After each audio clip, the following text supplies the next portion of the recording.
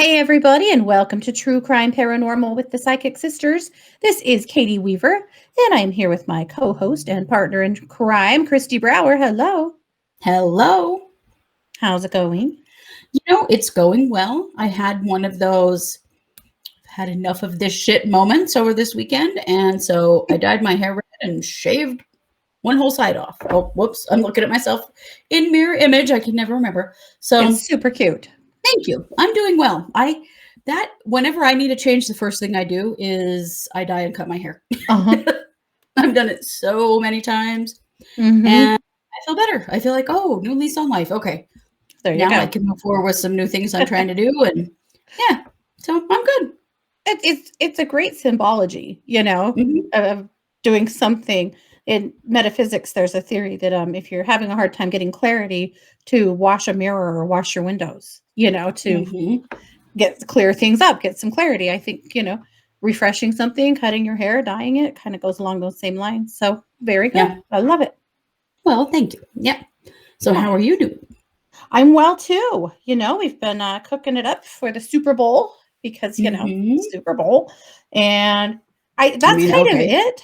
So it's the commercials and food day for me. Right. I know. It's the game for me for sure. But and everything else. But so my oldest too is a college football player. They test them every Tuesday, and he tested positive for COVID this week, and he's asymptomatic. But he's slammed down in quarantine. So so I've been talking to him on the phone a lot because he's bored as hell. I was messaging him yesterday, and he said, "I just ordered food from DoorDash for the first time." Yeah, he was doing DoorDash last fall. Now he has to order it. Yeah, he's very bored. Yeah, luckily he's got his puppy to keep him busy, but he's really bored. But it was a strange thing on their team. They had a handful of kids all test positive, but they're all asymptomatic. Some of them have just had COVID like in the last 2 months. They pulled them all back in and retested them this morning because they're wondering if something went wrong with their tests because it doesn't make any sense. But we'll see. He's worked really hard to avoid it. Strain. Maybe so. And honestly, I said, son, if you have to get COVID, being asymptomatic and outside of your season is like the best of all worlds. Like there's nothing to complain about here, So, but anyway, he's not thrilled, and it ruined his Super Bowl plans, of course. But dang it. But yeah, I'm glad at least it's a good time for him to be down. Well, and at least he's not sick. I mean, my God, Right. So anyway, yeah, that's the most exciting thing in my world, I guess. But other than that, all is well. So today this is our group case. We pick one case a week that we both invest some time and energy into and share it with you guys. And today we are talking about the Indigenous women and girls issues with missing and murdered Indigenous women and girls in Canada. As we have talked about and shared a lot of MMIW cases here from the US, many of you have mentioned to us that it is an enormous problem in Canada, which indeed it is.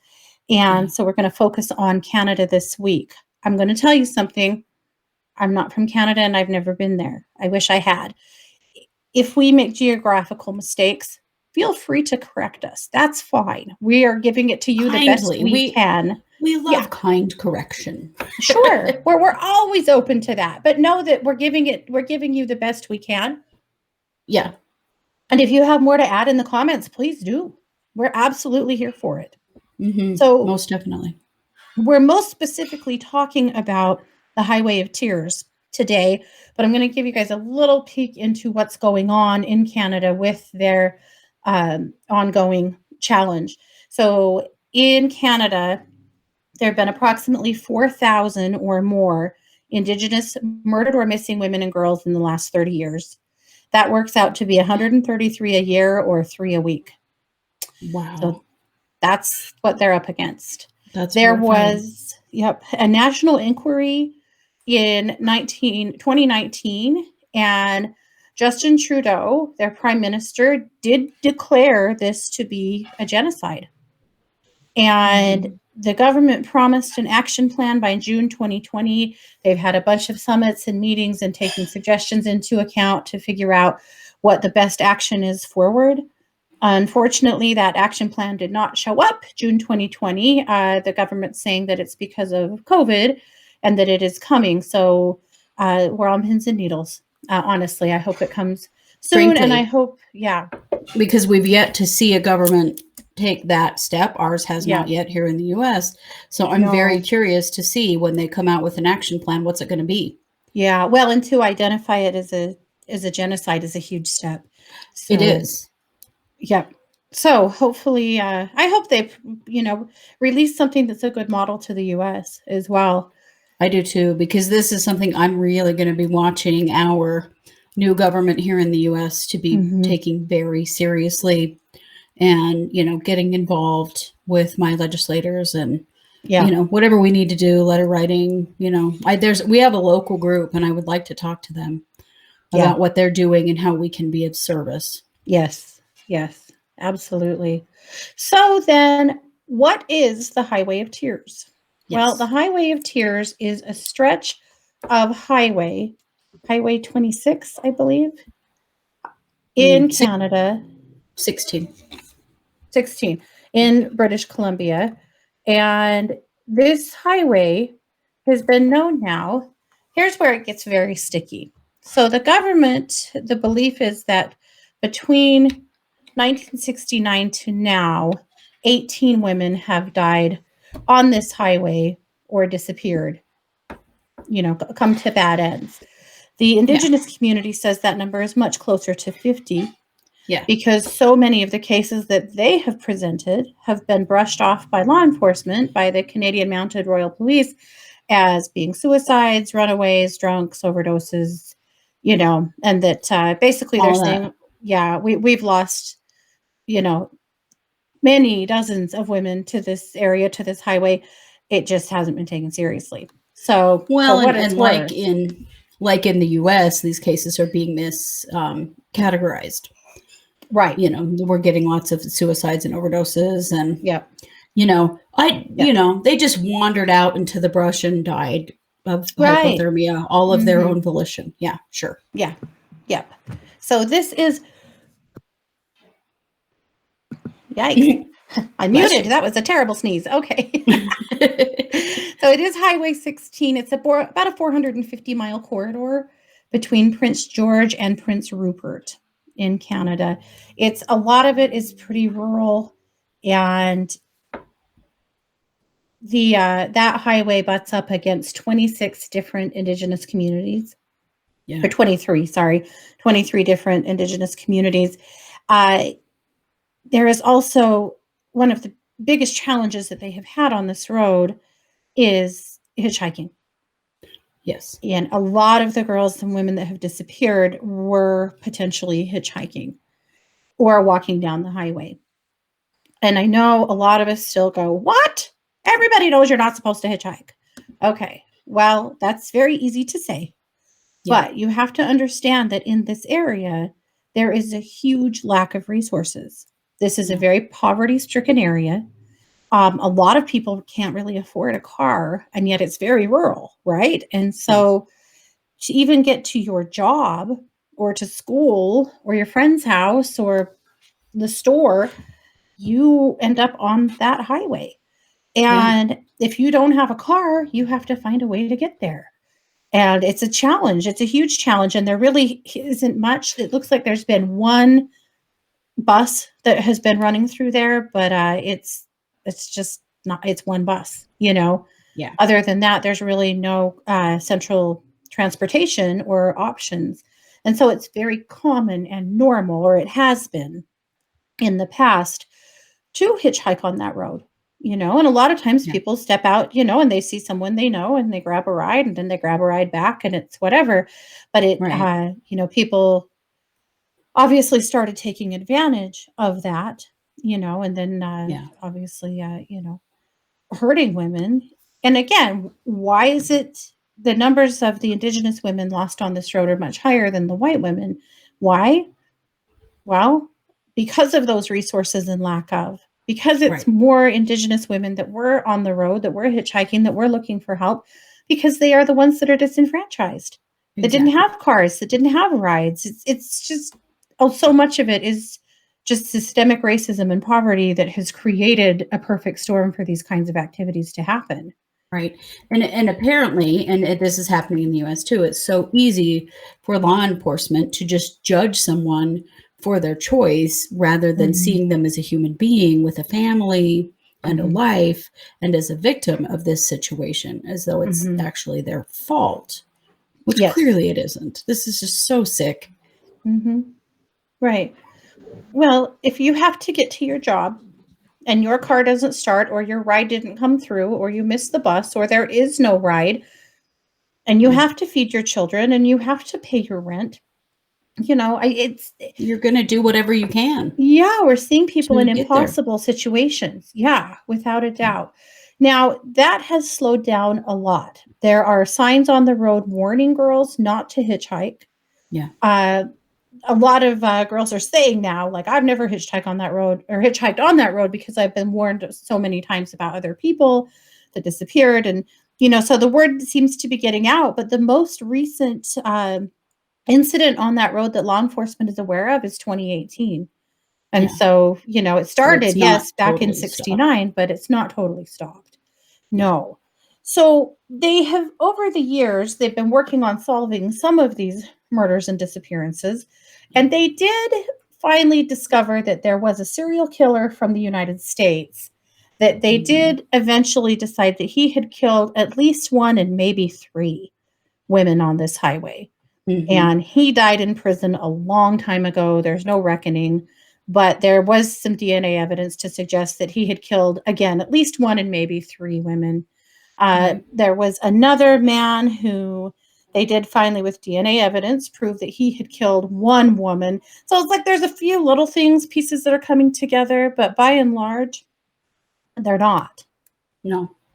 Well, Most of like, them are unsolved.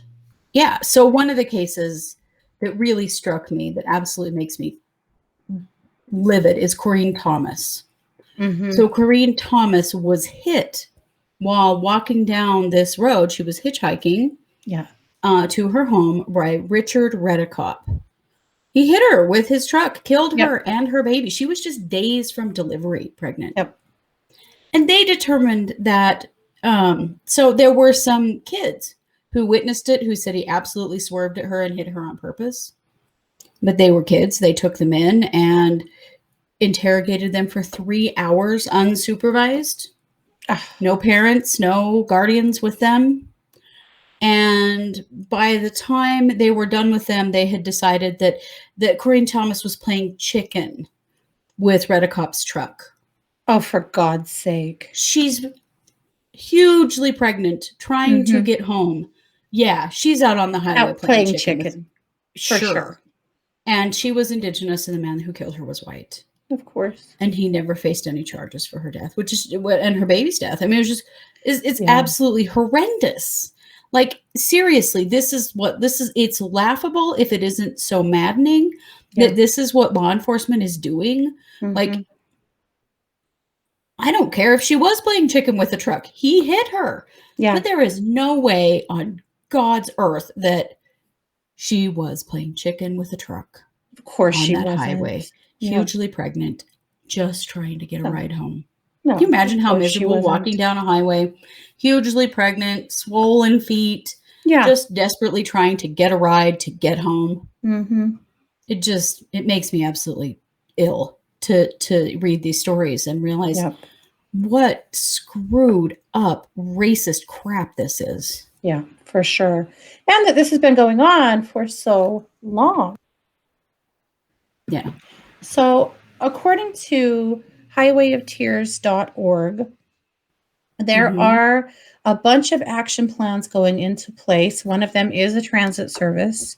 Good. And those are things that some have been already implemented and that they're working on implementing to uh, help, to combat this situation. But of the victims that we know, I just want to say their names, Yeah.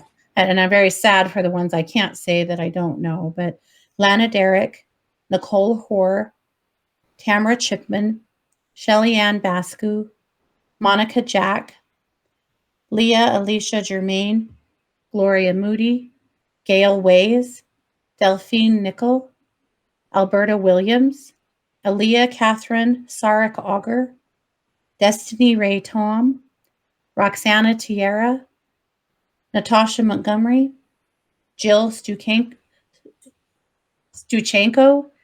Cynthia Mass, Bonnie Joseph, Ramona Wilson, Pamela Darlington, Monica Ignis, Michelin Pear, Maureen Mosey, Colleen McMillan, and Immaculate Basil. And those are just the ones we know. Yeah. Now, awareness has grown a lot, and that's a part of a huge part of the battle. And that has grown a lot. The awareness of being more careful on this road has grown a lot. Mm-hmm. Those are certainly things in our favor. Now, last year, well, actually several years in the making, but an artist named Mike D'Angeli built a totem pole that was placed and commemorated in September of 2020. And on the pole, it was, so of course, it's to honor the missing Indigenous women and it's put along outside of Terrace, British Columbia, right on the highway there. Mm-hmm. And this has to do with Gladys Radek. She held a walk along the highway to bring attention to these for like 10 years and did a whole bunch of fundraising. And this was built in her honor. And of course, in the honor of all of the women that have gone missing on this road. So the totem pole is beautiful. Mm-hmm. At the very top of it, there is in a red dress, a mother, a matron. In the center is a maiden in her red dress. And at the bottom is an orca to represent the Indigenous people who placed this. I love that. Yeah, from the Orca clan territory. And it's beautiful. There does seem to, and there was a lot of ceremony, of course, associated with placing the totem pole and using it, as a symbol of all those who've been lost. So that's a nice thing that's come out of it. There's certainly a lot of awareness that's coming. And, as we said, there is supposed to be a plan coming from the Canadian government to get very serious about this issue. So we're really watching for that. Yeah. So that is the Highway of Tears. I'm really happy to hear that they're going to implement a transit system, because as much as they can tell people to stay away from this highway, they still have to be able to get to and from. I mean, if you don't, get at the real root of the problem, which is, other than the racism, clearly, and the problems with law enforcement, there is just the very real issue of help people get to and from where they need to go. I mean, absolutely.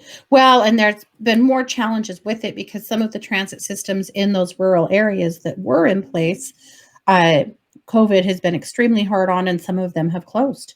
And I don't know about this particular highway, but I was reading this morning about some other rural areas where they're worried about having a similar Highway of Tears type incident because the rural transit is disappearing. And that to me seems like a way that the government needs to get involved, and make sure that these people have safe ways. Oh, yeah. Yeah, where we live, we've seen a ton of that. Yeah. And the government is getting involved. Here in the city where I live, our city transit system closed. And the city, it was kind of being run privately, but was supplemented by the city. The city has taken it on now, and we're getting a transit system that the city will run. And I don't feel we'll have to run as a for-profit kind of situation, but more as a commodity in the city. So it's good. Yeah, for sure. Good. That's what we need along the Highway of Tears is, some things that are owned by the government that stay going, even if they don't make money, because they're a service. They're not meant to turn a profit. Right. Yes, for sure. Well, the awareness is there, at least the seeds have been planted. I think, it's on everyone to not allow those seeds to be uprooted, to continue to keep feet in the fire where it's appropriate, to continue talking about these topics. It has to be. So that is our group case for the week. And we still have an MMIW case coming this week, but we felt like this is something that when we're talking about this issue, as far as Canada is concerned, this is very telling, It is. I think helps us all understand. I've heard about the Highway of Tears many times and really didn't understand what it was until I did some deep diving. There is a book called The Highway of Tears that was written by a woman whose sister died on that highway. There is a movie that came out 2 years ago, I believe. They have a Facebook page called Highway of Tears. There's Nice. and then there's highwayoftears.org. There's lots of ways to research this if you're interested in learning more, and I highly recommend that you do. Yeah. Well, and if you're Canadian, get involved, man. Hold your government responsible. Yep. We're going to do the same here in the U.S. Yep, absolutely. All righty. Well, that's it for this one. So, of course, like, comment, subscribe if you are so called. And of course, this is one of 3 cases that will drop this week. And then, of course, on Wednesday night, we will have live case updates on our Facebook Live at 7 p.m. Mountain. And on Thursday, the Psychic Hour, also at 7 p.m. Mountain. So lots of great stuff this week. So, yeah, be here for it. Thanks so much, guys. You've been listening to True Crime Paranormal with the Psychic Sisters. Take care. Bye, guys.